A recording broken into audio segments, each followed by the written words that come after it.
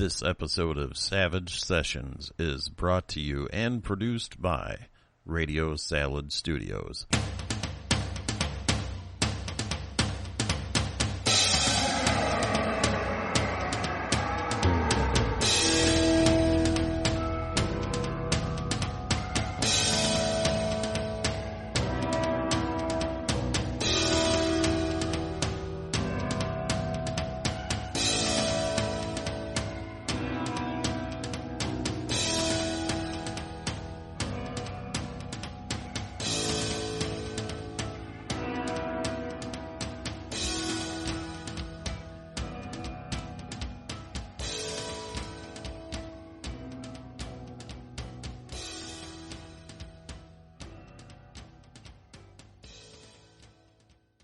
And now your host, Chucky T. Hello, players, and welcome to your Savage Session. My name is Chucky T, and I'll be your host for Deadlands Noir, the Old Absinthe House Blues.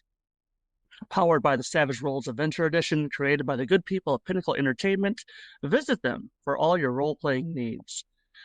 Previously on Deadlands Noir.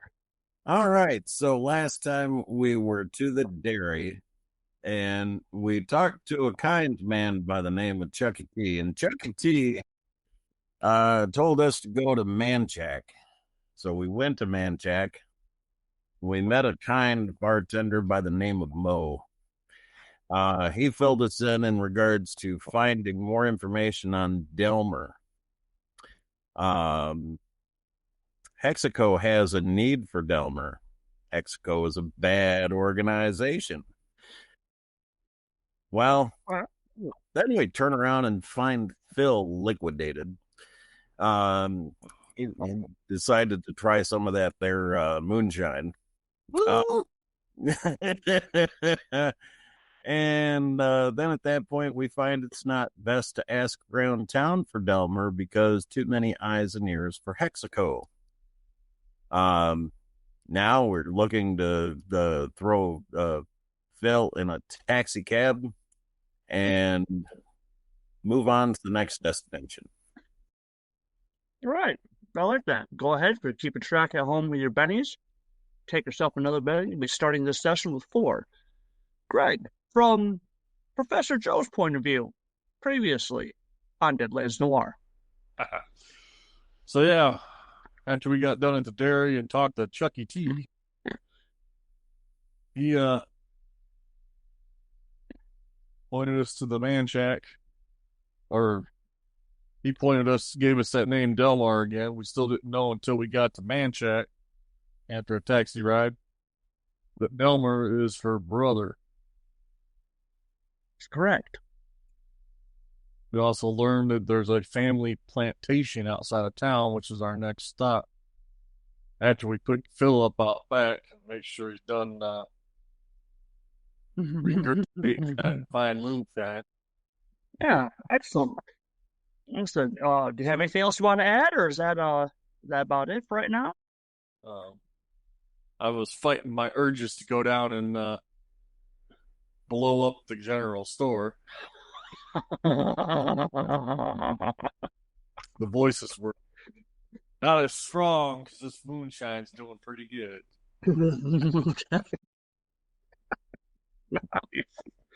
Nice. I like that. So, the camera's now centered on Mo as he turns and he goes back towards the tent. As he gets into the tent, he's kind of shakes his head, smiles, and well, that was been a hell of a day. So, and he stops. Inside the tent, there are 3 young men. And Mo just glances at him and looks over at the other side where his usuals are sitting down, and they're sitting in their chairs, but they're watching these 3 young toughs, and they're all looking at Mo, and Mo nods and Vance, what's this morning? What can I do for you? And he starts to make his way behind the makeshift bar, and Vance is tall, relatively well built. Same deal. He's got black overalls, work boots, and he's got the wife beater shirt underneath, and he's got one of those, period. They're not golf caps. I forget exactly what they're called, but he's got one of those type caps on. He's got a little bit of scruff going on, and his buddies are dressed, relatively the same. Just they fit in for the most part for how these guys go, but they tend to be a little bit more up. And Vance kind of smiles and walks up and cuts Mo off.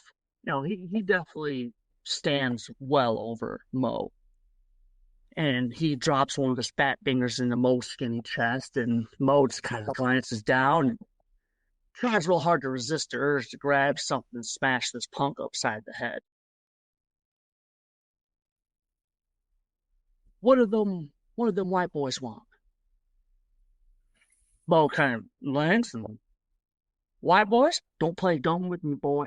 What do them white boys want? The one with the brother. What do they want? Stopped in, and Vance steps up. Mo's a little bit nervous, and his buddies, now they've turned, and they're making sure nobody's going to step in. You know why we're down here.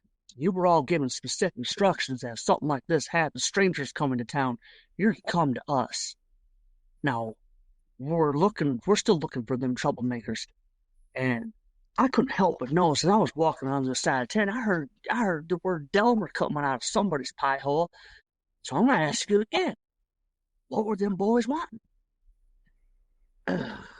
Mo looks around and kind of looks down, and Vance, he knows Vance. Vance made it very clear from pretty much day one that he doesn't have a problem resorting to violence. And the fact that he's a good, 30 years younger than Mo. And he's looking down, and he knows inside the bibs that there's a switchblade there, and with the two guys, and he just raises his hands. Yeah, they're here. They're looking for Delmer. Vance sits down at one of the makeshift bar stools and smiles and reaches over, and he grabs one of the mason jars. He opens it up. Vance kind of cringes a little bit. He knows he's not going to pay for it. He takes a swig out of it. I want you to tell me everything. With that, the screen goes black, and we're going to go ahead and we're going to move everyone to the next spot. You guys have the floor. Here we are in the Grand Estate.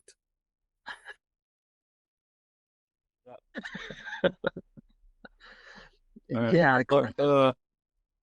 Professor's going to turn and talk to Leroy. He's looking at it and going, well, because Felipe's, is he kind of back to normal now, or is he still shit-faced?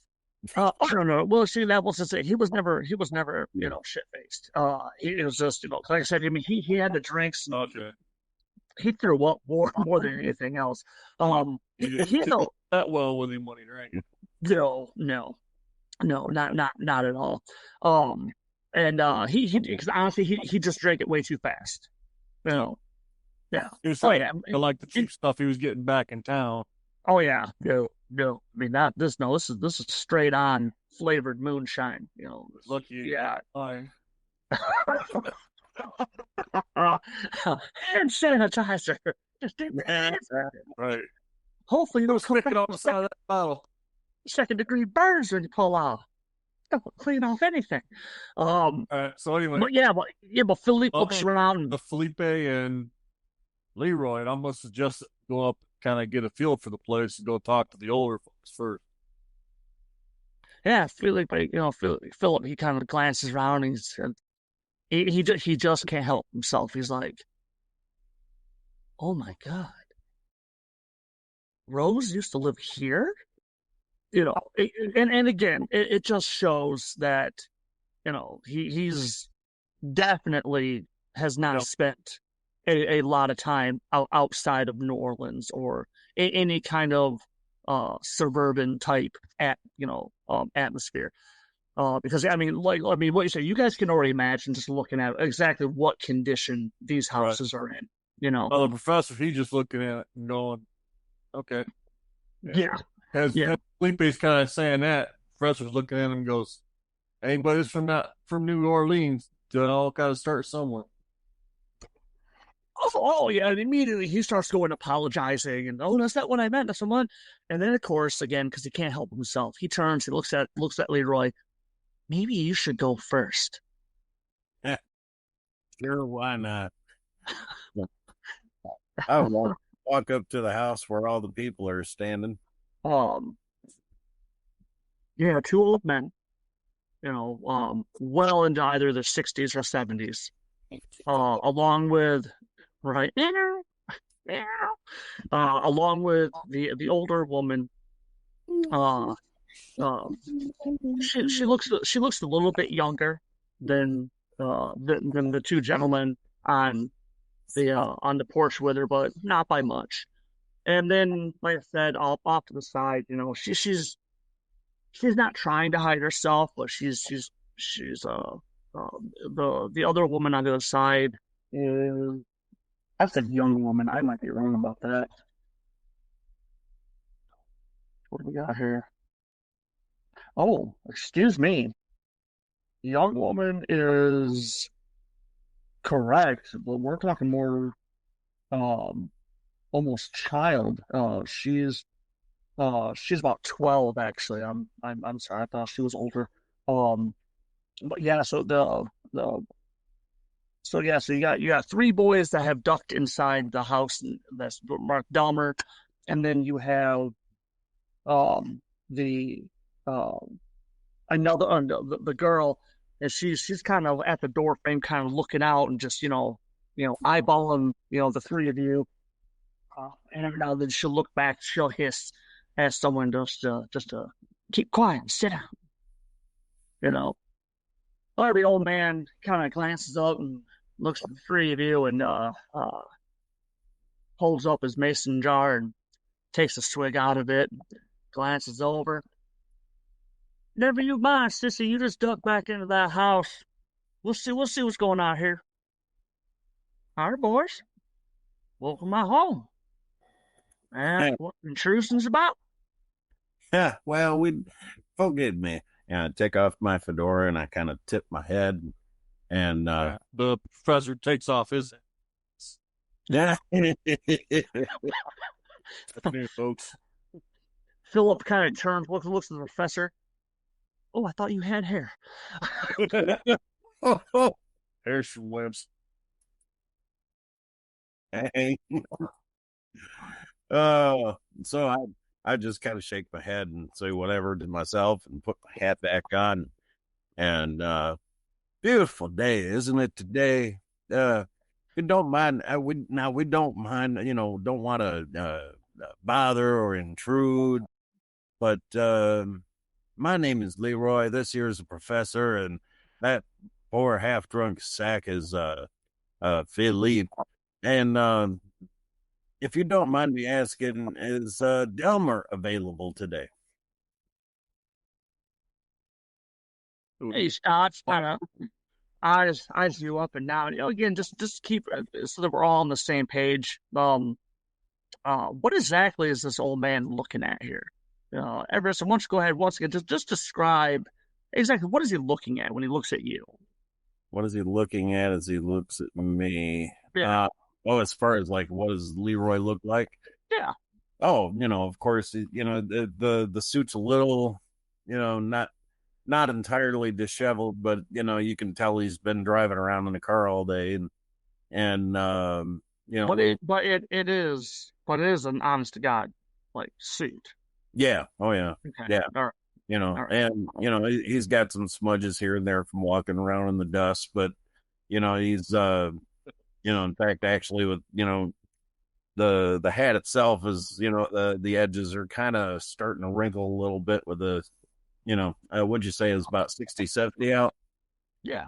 So it's not entirely he doesn't look humidified, but he looks like he's been traveling all day. and not so not as energetic in the face, but just a little bit road worn, if you will. Mhm. Yeah, so when he looks over and he looks at the professor, well, what exactly is he looking at again? Probably about the opposite. But the professor's suit, he can just see it's definitely seen a hell of a lot better days. It's actually got holes and there's patches on some of the holes, new holes forming around the patches, and the suit's wore out. The professor, that's not something he keeps up on. Okay. That ain't on the voices list of things to do. Okay, yeah, no problem. Yeah, no problem. Yeah, Got of his course. boots on. He does have his knapsack with him. Cool. Yeah, okay.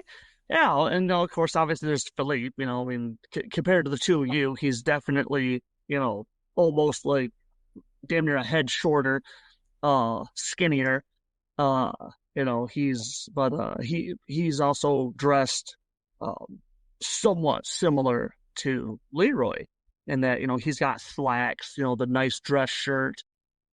His blazer is off and he has it kind of draped over one arm, and yeah, he doesn't wear a hat, but the old man kind of eyeballs him. He's looking at the shiner and the split lip, the ridiculous. Hey. Well, when you mentioned Delmer, so I'm going to go ahead and I'm going to need you to give me a yeah, just go. Let's start this off. Let's get some. They're not hostile, but let's see how the first impressions. So give me a persuasion roll. Let's see. I gotta find it. Nope, there it is. Am I backing him, or do I need to? If you want to, you can. I don't know if it's gonna be good or bad. Well, I mean, Yeah, I did up it at least, but I got the -2. Yeah, it's fine. Did he do? Okay, we got a 5 right now.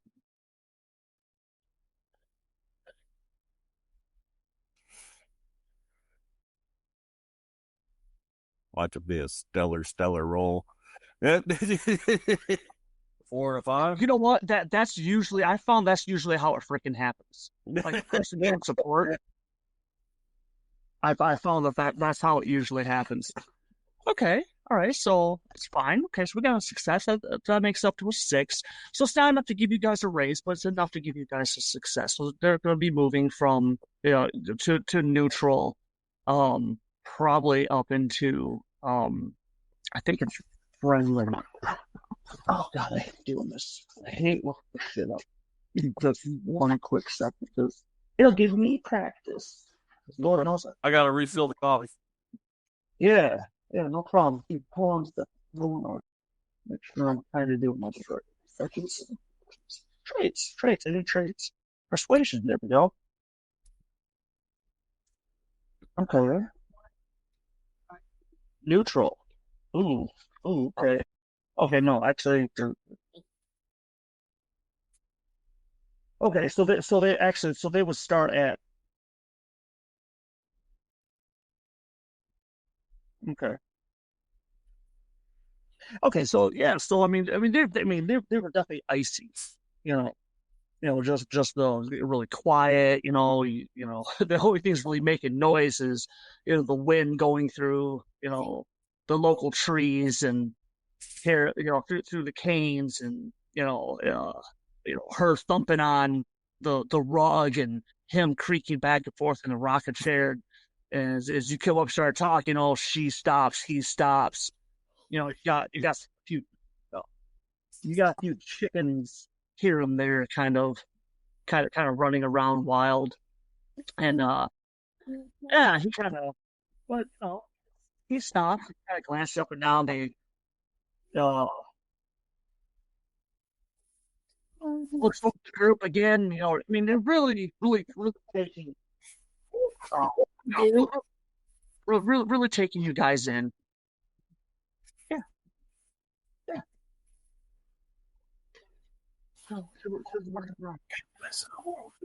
It's fine. Yeah. And so, yeah, so he kind of nods and glances back and forth, and Yeah, I'm not going to do a notice roll because I mean she's well, the woman is obviously the older woman. She's obviously nervous. He kind of leans back and just kind of moves his hands to her. She lets out a little bit of relief, but she's still clutching. You know what I'm talking about, those it's like a handle. It has like a wire ring on it. And it's used like back in the days to pump out rugs and stuff. Oh yeah, yeah. Swatter. Yeah. What's that? Swatter? Yes, yeah. I just call it Water, yeah. my grandma. So she's still holding that, and the old man comes back and says, "Well, welcome to the Grange Farm, boys. My name's Abel. That back there's Mose. This here's this here's Mammy. Young lady over there is Sissy. And then inside the house there's the boys. As for Delmer, haven't seen him in about a week. All right, now I need to retcon something. When you guys were in town, because I've been thinking about it, and I made a mistake, and I said that they haven't seen Delmer in a couple of weeks. That's not true. He should have also said about a week. About a week, okay? If anything, he would have done the caveat with that of saying, that Delmer really didn't frequent the village all that much, but that no one has really seen Delmer solid for about a week. Mm. Okay. Yep. So, but if you guys want to leave, I don't know, something, Delmer pops back up. We'll let him know that friends of his. There's definitely an edge of sarcasm on that. Right. Yeah. Well, if you wouldn't mind, we would like to leave a note for him. And he thinks to himself, providing he can read.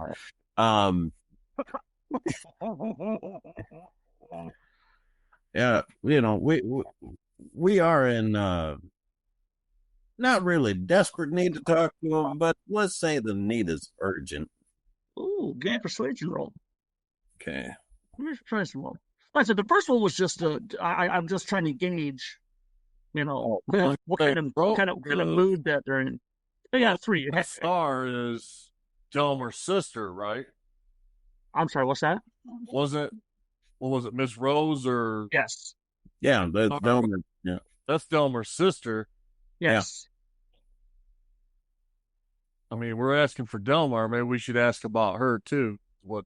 Well, did you want? Because right now, Everett has a 3. Did you want to try and back that up? Maybe toss in a little bit, give him a little bit of support. Yeah, feel free to interrupt me. Yeah.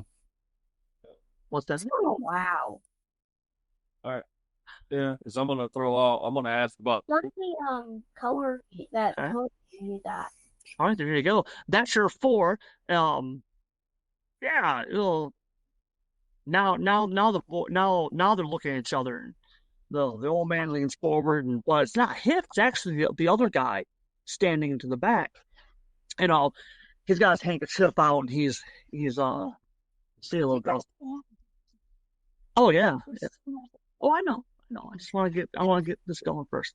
But he's got his handkerchief out, and he's dabbing it off, and he takes his mason jar and he sets it on the railing of the porch there. So you're looking for both the boy and the girl. You know what? Maybe we should get the hell off this property before someone gets some fish south for buckshot.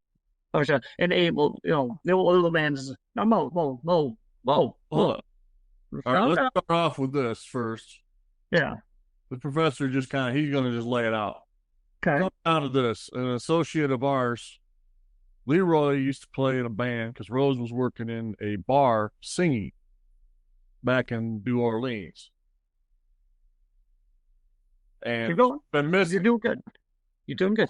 Missing, and the owner of the establishment is just worried, and he would like to try and contact with her again and make sure she's all right. Well, like I said, that gives the one old man, he kind of takes a step back and because he's looking at the other old man. Abel, when you mentioned this, Abel's head, his head snaps back when you said this, and there's genuine shock on the man's face. And he looks over, and the old lady steps forward. What you mean my baby girl's missing? What you mean my baby girl's missing? Abel, what they talking about? What they talking about? What they say my baby girl's missing? And Abel's like, no, hold on, man, hold on, just calm down here, okay, boys. Well, when you say associate, who was that you talking about, boys? It's like I said, we're just the owner of the establishment that she was singing at, the Absinthe house in New Orleans. Dan is his first name. He asked us to find her. We kind of work around the establishment. Like I said, Leroy was actually playing bass and backup and singing for her, or she was doing the singing and he was playing. You, that right? You play with my little girl? Yes, ma'am. And mighty fine lady and a mighty fine singer. We're just concerned about her well-being because, like I said, Dan asked us to go over to her house after she'd been missing for a couple of days. Couple of days? Admiral, what is going on here? I don't know, man. Just calm down. Let's hear these boys out. Boys? What are you doing? We had no idea. We had no. Now he's, we haven't had a chance. He stood up and now he's holding her hand to kind of hold her shoulder. Delmar, we had no idea if it was wrong. People have seen Delmar here and there. We just want to talk and see if he. They kind of look at each other and finally it's Mose is kind of glancing over at them because they're being kind of kind of shifty, they're actually hesitating as whether they want to talk to you guys or not. Finally, Mo steps forward and says, "You sons of bitches work for Hexico Oil? No. Did you? You sons of bitches work for Hexico Oil?" No, sir. And he leans forward like he's like that's going to determine whether you're lying or not, and he's giving you that look. And meanwhile, I'm just kind of giving him a look like, really, dude, you got to ask. Yeah. And he kind of nods, and Philip's kind of looking around, and he's still in abject horror that this is the living condition that she was before she got to Noir. You can tell he's like, people actually live like this. He's got that look, but finally, Mose turns to Ab and he says, Tell, they're okay. He's back, he takes it up and takes a swig. It's disgusting. He takes a swig. You can see him drink it, and then he spits out a bunch of chew. Been like 3 or 4 now. And so we're gonna kind of fade, and now Philippe is over by the car, and he's telling the driver that you guys are gonna be here for a while, and the driver's just look at the moonshine, and Philippe stops, looks at him because he can tell the driver's been dipping into it. There's not as much there. Yeah, so we're gonna probably be here. Just it's okay. Okay, great. Abner's now walking with the two of you, kind of around. Sissy comes out, and you guys learn, because when she hears that Rose is missing, she's asking about, her sister. That's why she's called Sissy. And she's upset. She's really upset, crying that, she should have never left, and, it was always a bad idea. And, the father, looks to Mammy and, points at Mammy, points at the little girl, and, basically, without saying anything, handle this. And Abner, he's off the porch now, and he's leaning against the railing. And he explains to you that it was about 6 months ago, Hexaco oil came down, and they found oil out in the bayou. Bought up a bunch of land, started flowing a lot of money around. At the time, it was a good deal, you know. Hell, it beat fishing and catching crawfish and loading up on ice trucks just to be shipped off to New Orleans. So people are in on it. Set up a field camp right there in Manchac. Let's get everything going. Put up a pumping station not too far out. Things seem to be going pretty good. Hell, Delmer was even working for him. Rose was in on it. She was helping out with inventory control. You know, so I know Delmer, you know, hell, they were employing as many people as they could, just hauling stuff, setting up the pump station. Made some promises about hiring people on, but apparently nobody met up for the training necessary to actually maintain the pumping station. Well, regardless, Yeah, we did find some pay stubs from Mexico for Rose. Yeah, she worked for him quite some time, and apparently they were impressed as hell with her. Gave her an opportunity to head to New Orleans and work at the corporate office over there. Well, okay. My baby being my baby, she is, and she's always been good with the numbers. Yeah, we gave her a blessing, and her and Delmer, Delmer driving her up, make sure she got moved in proper like, and then yeah. I know that she worked with him. She only worked there for a short time, and then I don't. She never really talked to us about it much. I know she talked to Delmer about it quite a bit, but she said she moved on, and she got a job singing, but never knew where. I don't truck them streets. You know what I'm saying? Just not my thing. I got enough to do here. But my girl could always sing. Oh yeah, she was excellent. Well, thank you. I do appreciate that. But yeah. Had no idea. Had no idea. All I know was about a week ago, things at the pumping station never really went well.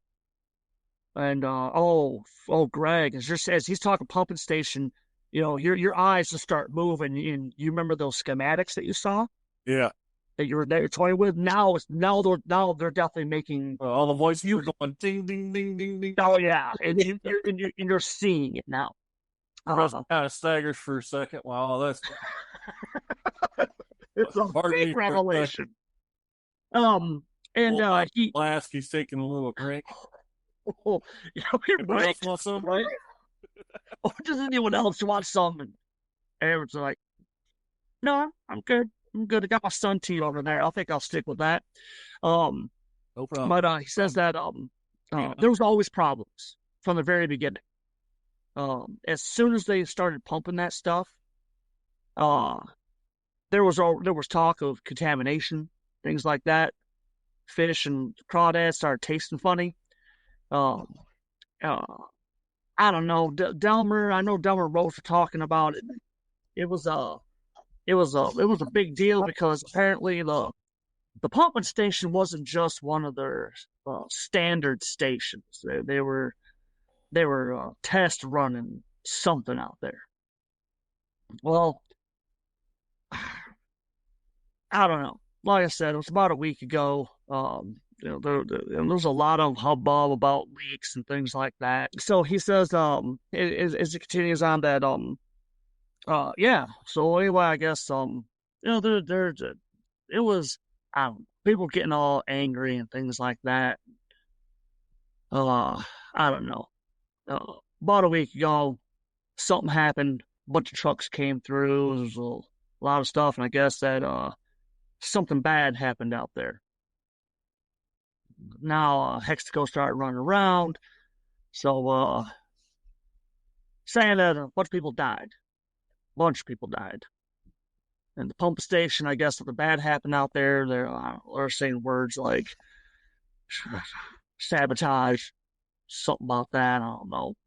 Company to company thing. I don't know. All I know is that my boy's name was dropped pretty heavy.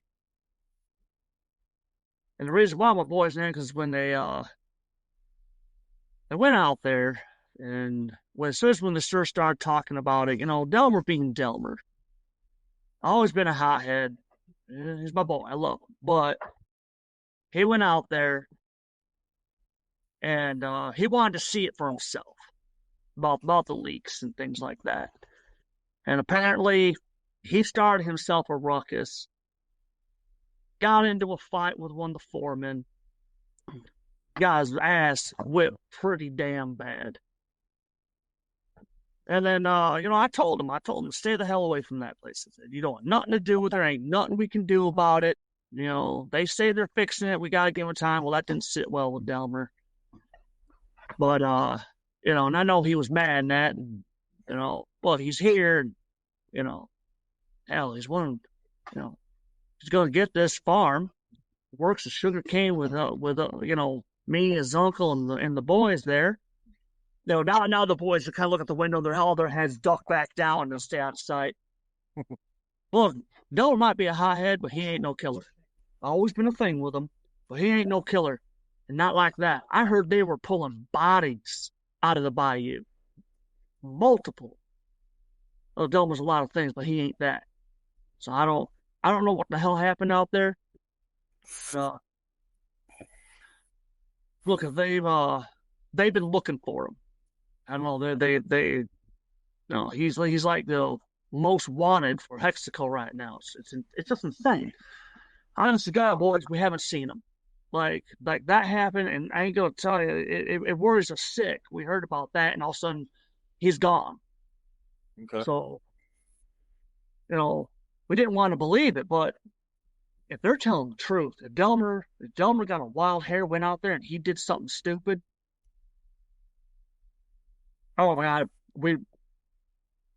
I don't know what we'd do. I mean, hell, those boys, they're he gets kind of quiet. Their mama ran off in the middle of the night with some damn saxophone player. Delmer's been up to his eyeballs just trying to keep them boys in the straight and narrow. It takes a village. By God, with them boys probably taking the entire down all of New Orleans to keep them boys in line. If he did this, he went out there and I just don't see it. I don't see my boy just killing a bunch of people. But he did go out there. He did something. I don't know. I gotta look at the schematics. Some of our other adventures investigating this, and I did kind of notice it looked kind of funny. I couldn't quite put my finger on all of it, but now some of it's kind of clicking in place. Now, you say he ran off with a saxophone player? Am I understanding that correctly? No. Delmer's wife. Oh, Delmer's wife. Oh. Delmer's wife ran off. Oh. Middle of the night, just gone. That explains a lot. Dang saxophone players. Yeah. And it was very north around the country.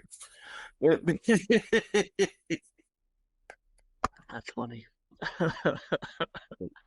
Drummers ain't no better. Do you guys have any other questions for? Like we got our.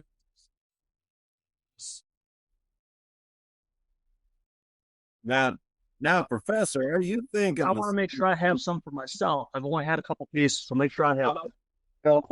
You can couple pieces. Yeah, go ahead. I'm sorry, boy. Go ahead.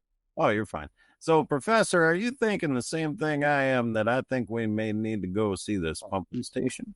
Because I know Hexaco's got people sitting on that place. Ah, okay. We spoke to the barkeep in town. No, Scruggs! Whoa. Nice. I'm Excellent. actually enjoying his moonshine right now. Oh, glances around and kind of leans forward.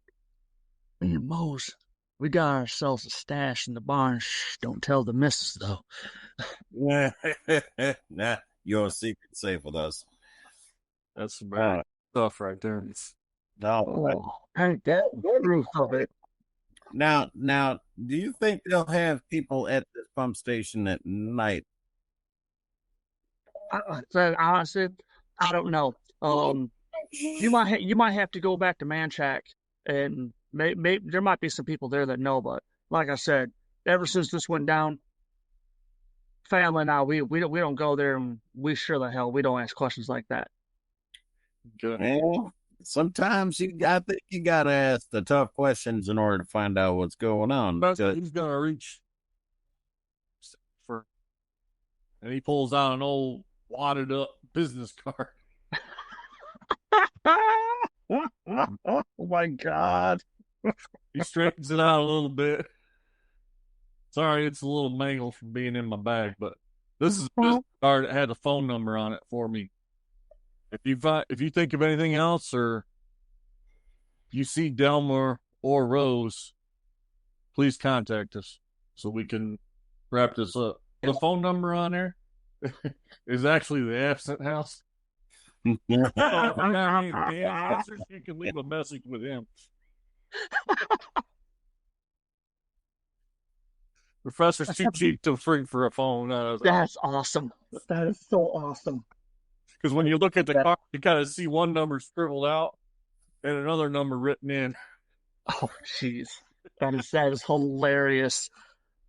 So yeah, so he's getting Moe's and he's getting the boys, and you can hear him as they're picking up their stuff and they're making their way back into the cane fields, and you can hear a couple of the boys asking about about their dad, and is everything all right with Auntie Rose, and the old man's just telling them, just hush up now, we got to focus on the job. Those men are looking into it. Are those police officers? They don't look like police officers. Yeah. No, they're just concerned friends. Now you just hush your mouth now and pick up your tools, and got work to do. And with that, they're going off, and you guys are around the cab. So Phil's leaning against the cab, and as you guys are walking up, because at least he had enough common sense, to definitely hang way back, because you can only imagine how that conversation would have gone. So, how do you know Rose? Oh, I stalk her. Yeah. I think he's learning a lot on this trip. So yeah, he's got his place. Professor has walked back towards the car. He's got to pick on Phill a little bit. How you doing there, boy? You need another shot of moonshine? Phil kind of glances inside, and it's like, no, but this guy, he just finished that entire jar. Well, worst comes to worst, we push him over and we do the driving. Cabby's kind of leaning back, and this is great. Oh man. All right. But the professor looks at the cabbie and goes, "How many roads do you see?" Well on. But by God, we can fly. Well, now Leroy does have a driving ability, so I'm gonna throw that out there. Okay. I have to take that wheel. Yeah. Now just so we're clear, unless you state otherwise, it is assumed that everybody knows how to drive a car. Oh, okay, fair enough. Okay. Now, but now what the driving skill allows you to do is, because if you get into a chase, okay. that's where it comes in. Okay. When it comes to more aggressive driving, things like that. The professor might be able to make the car fly. We're gonna put lasers on this thing and have it talk to you. Yeah. The horn will blow everybody right out of the way. Okay, so as you guys are, Mammy and Sissy have gone.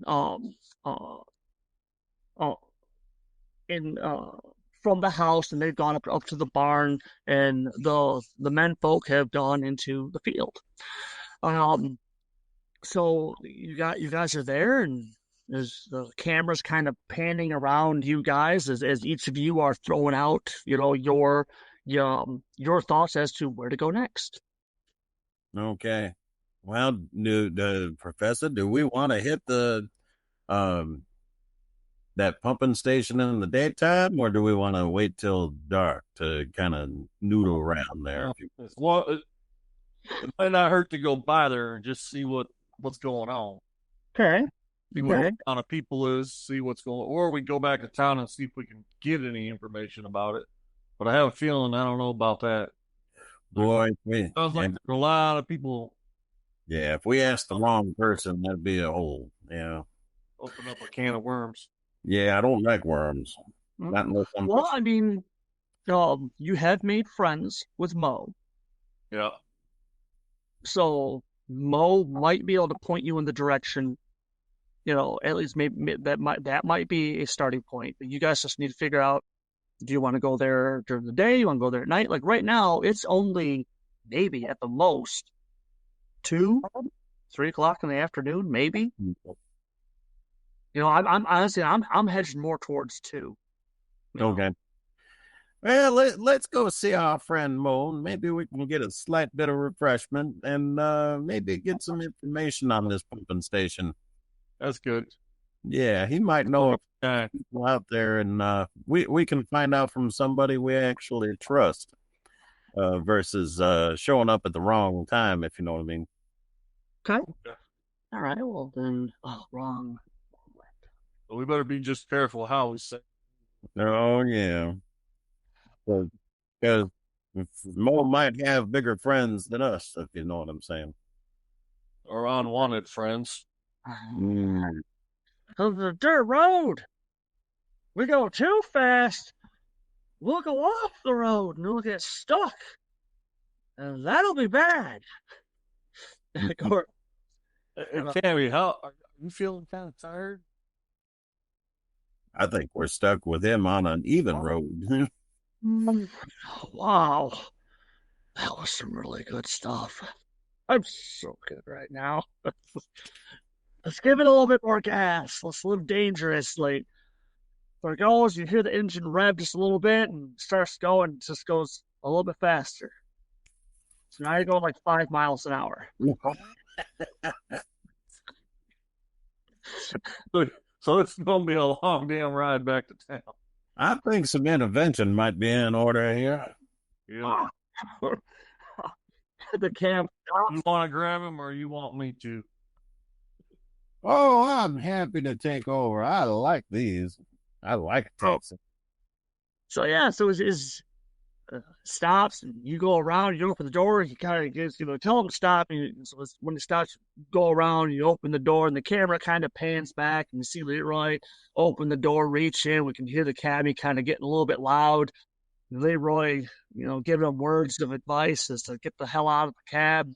No, and the guy's like, no, over. No, you don't understand. No, wait, hold on. Then he grabs what's left of the mason jar. And he stumbles out. Hey, cabbie.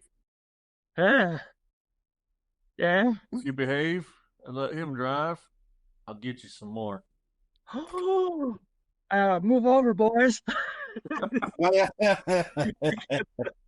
Because I myself like to partake in that too. So we're going for a refill. Let's go. Oh, this is so racist.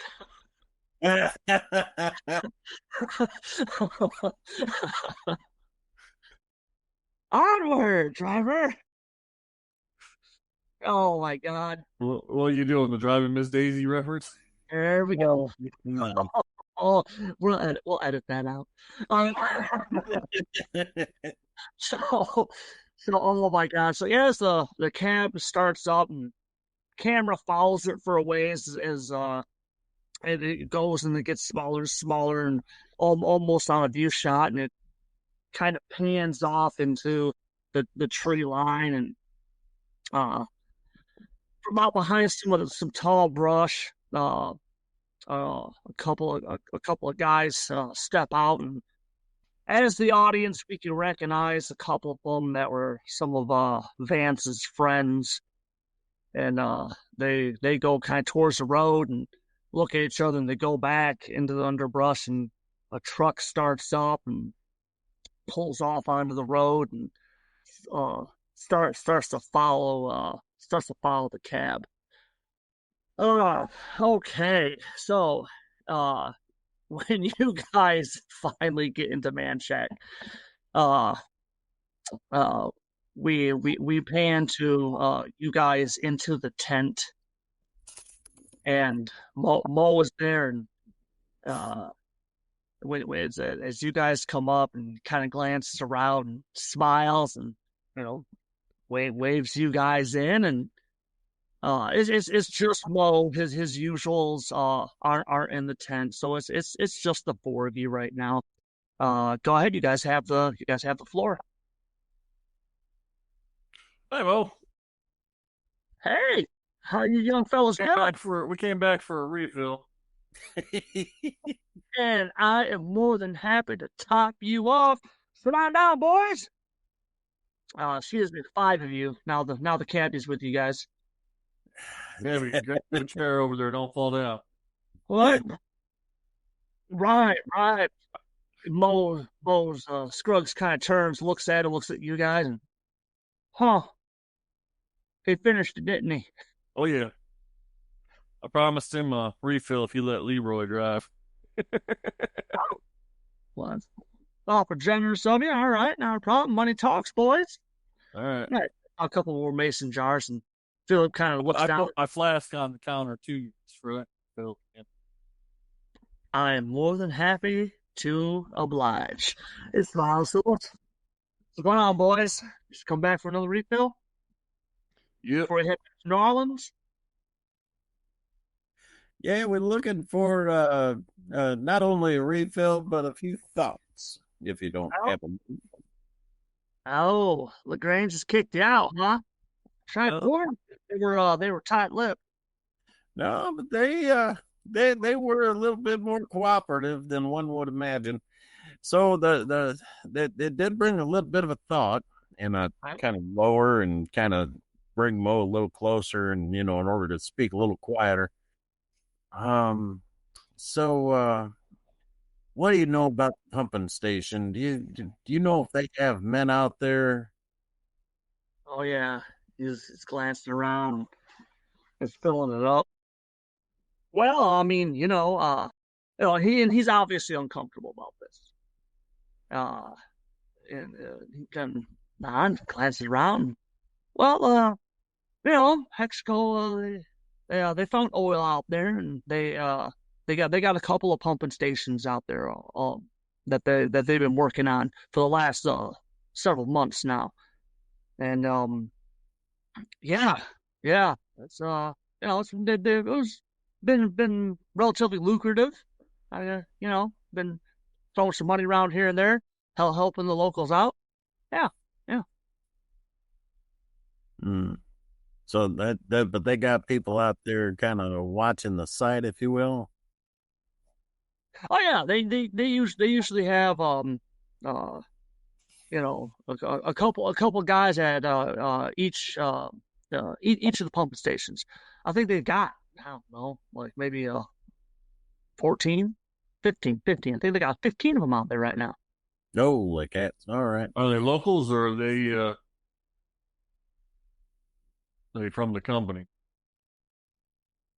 Oh, they did take a couple of the locals.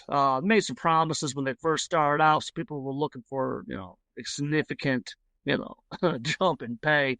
But when the bottom line came around, though, it suddenly became obvious that they weren't they weren't taking the locals. Not all of us, anyway. So I know they had crews that go out there. They'll spend the week out there or something like that. Some of them stay at specific ones, and then others they'll just kind of, I guess, go around and just check on the others to see how they're doing, things like that. All right. Do they stay out there all night? Do they? Oh yeah. They that's where them boys live. All righty. Well, dang. Well, see. Well, Leroy.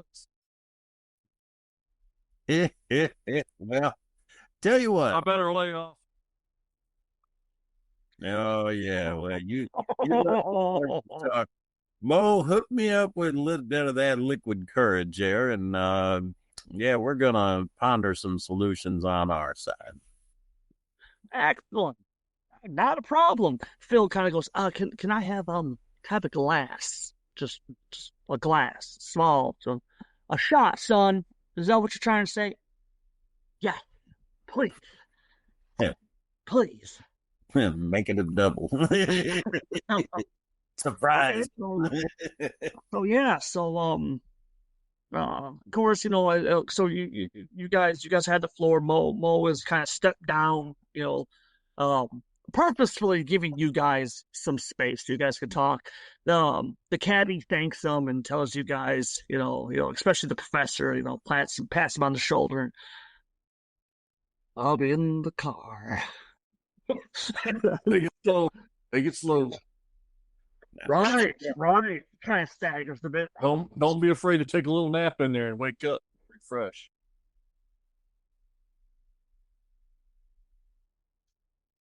Refreshed. Yeah. Oh my gosh. So the cabbie's in the cab, and yeah, the three of you are sitting back, and Phill leans forward because now it's a big conspiracy thing. He's glancing around. His voice is, just a little bit too over dramatically low. So what are we doing? You sure you're up for this, Phill? This might get a little fun. And it might not be your kind of fun. This ain't chasing skirts.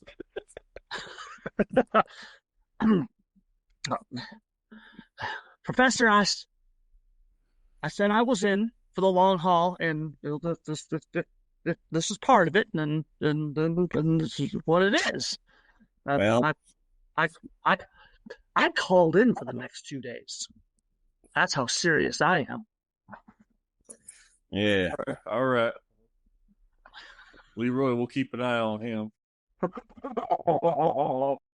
Meanwhile, I don't need to be mean about that. What? Why use these situations? I shake my head. I look at the professor. I look back at Phill. Now, you got a decent, we can put. yeah, you got a decent swinging arm if the case arises. He lines up his little hands. No. But All right. I could be an excellent lookout. Well, that's about the only option if you want to be involved there, kind son. So, all right. So at that rate, off to the pumping station. That's a wrap for this week. Join us again here at Radio Salad Studios, home for Savage Sessions. Make sure you follow us on Facebook, Instagram, and YouTube, and hit that bell icon to be notified when new episodes are released. Until we see each other again, Go out there, be safe, have fun, and may the dice be with you. always.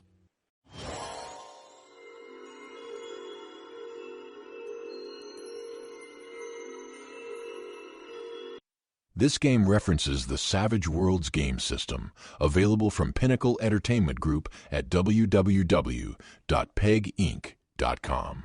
It is unofficial media content permitted under the Media Network Content Agreement. This content is not managed, approved, or endorsed by Pinnacle Entertainment Group. Certain portions of the materials used are the intellectual property of Pinnacle and all rights reserved. Savage Worlds, all related settings, and unique characters, locations, and characters, logos, and trademarks are copyrights of Pinnacle Entertainment Group.